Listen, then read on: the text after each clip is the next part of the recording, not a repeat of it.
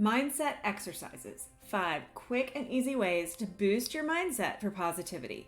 What if in just a couple of minutes a day, actually while you're going about your regular tasks, you can just add little tweaks to the way that you think, the way that you speak, the way that you do your actions, and it will impact your mindset long term.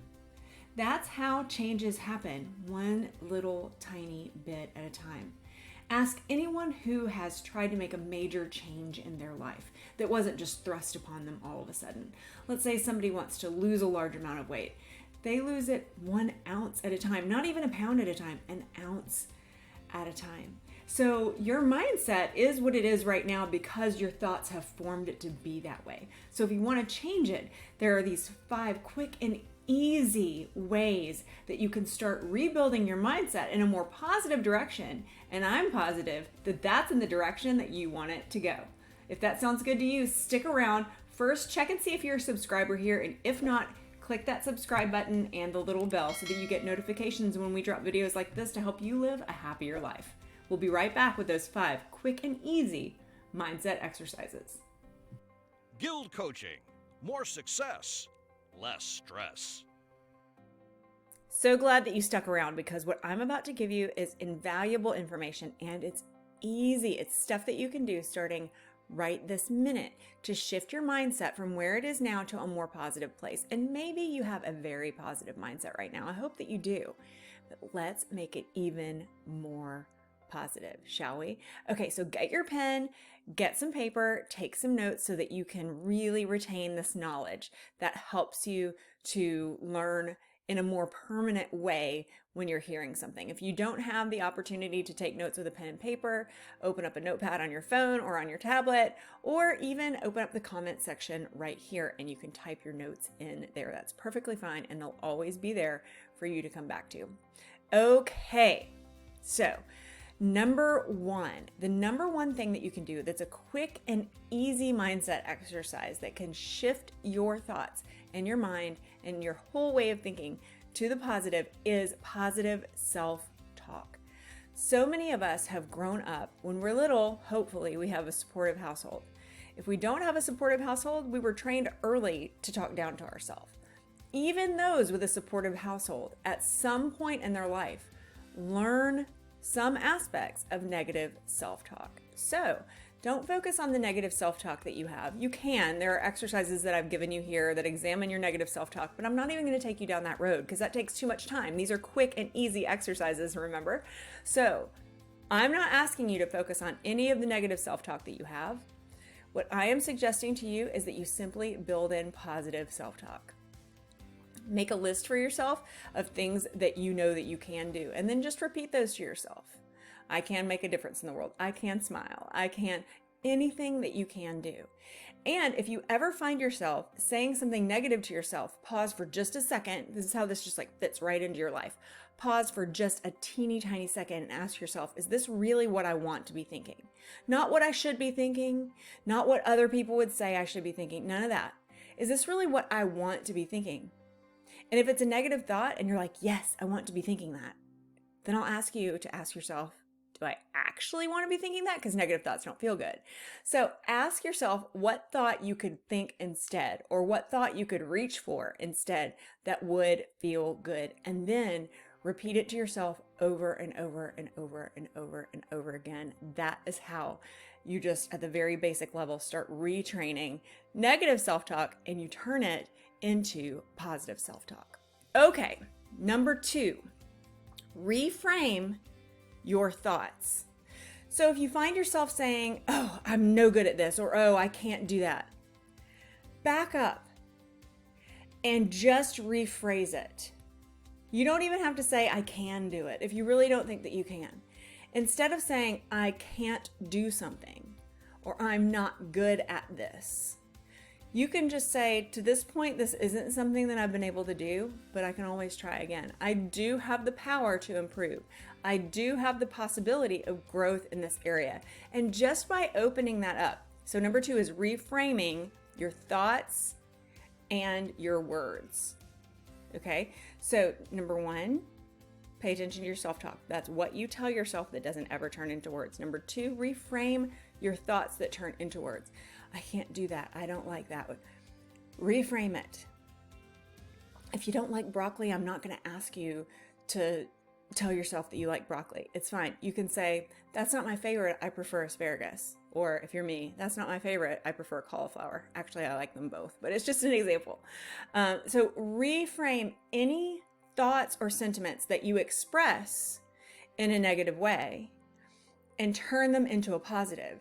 You don't have to say that you like something that you don't, or that you want to do something that you don't, but you can give a positive alternative. Life is full of choices, so open up that floodgate of choices to yourself as well. That's number 2. Number 3, looking down at my notes. Oh, I love this one. Number 3, use curiosity. And we always walk around with all this judgment. Everybody's always judging everything, right? We don't need to do that. That actually hurts us when we're judging good, bad, in between, smart, dumb, whatever. No, we don't need to do that. Be curious, observe everything. It actually takes you out of a reactionary pattern and puts you into a responsive pattern. It puts you into the seat of an observer, and it's actually quite a fun place to be. Do you like watching television? Do you like seeing live theater? Do you like experiencing music concerts? Do you like watching movies? Do you like experiencing any sort of entertainment like that? I don't know anyone who doesn't like any of that stuff. Something there appeals to you. And when you are actively observing this, you're enjoying it. So you already know how to be an observer.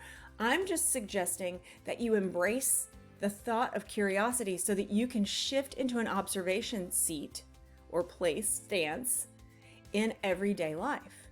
When you're hearing an argument, when you're viewing a social media post that you don't agree with, instead of judging and deciding which side you like or whatever, back up. I wonder what both sides of the conversation are here. I wonder what the thought process is behind this. Like, really bring some true curiosity to it. And what you do there is you really, really reduce your stress. It increases your vibe, positive mindset immediately. Number 4, look up. Not like literally look up, but first thing in the day, look up. So many people will wake up, ugh, I have to go to work today. Oh, I have to do this today. Oh, the alarm is already going off. No. Shift your first thoughts of the day. There's 2 directions that I have for your first thoughts. Shift your first thoughts of the day to something that is to the positive. If there's something that you have to do that you really don't like, okay, fantastic. You're going to do it anyway. Find something in that day to look forward to. If you have to go to the funeral of a dear friend in a town that's neighboring yours and you have to travel there, and you don't want to do that, but there's this ice cream shop in that town that you really love. I know that I have to go to, or that I'm going to go to this event for my dear friend who I miss, who's departed, but I'm also going to treat myself to ice cream. It's just an example. Find something to look up about. If you shift your first thoughts to looking up or being optimistic, if you shift them towards something that's positive, you will begin to train your brain to look for things that are positive. That's one of my instructions. That's number 4 here. The easy mindset shift is looking up with your thoughts. Okay. Number 5 is also a first and a last thought of the day. So think of it like bookends. You know, they're heavy. They hold the books up if they're not on a shelf with walls. I want you to bookend your day with gratitude.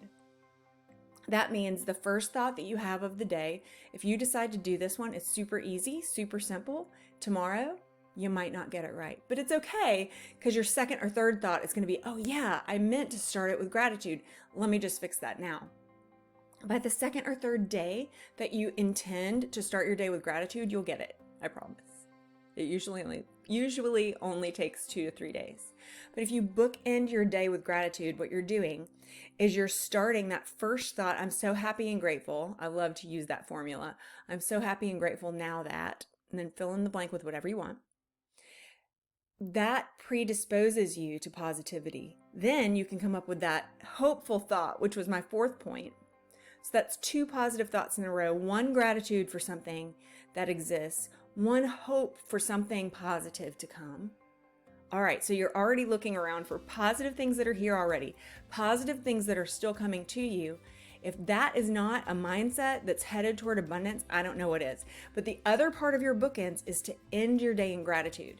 The last thoughts that you have before you release your consciousness and you slip into your subconsciousness during sleep will frame what your subconscious does while you're going to sleep. I'm going to say that again. The last thoughts that you have during your waking hours of the day will feed your subconscious what it's going to think about for the whole night, what it's going to work on. Okay?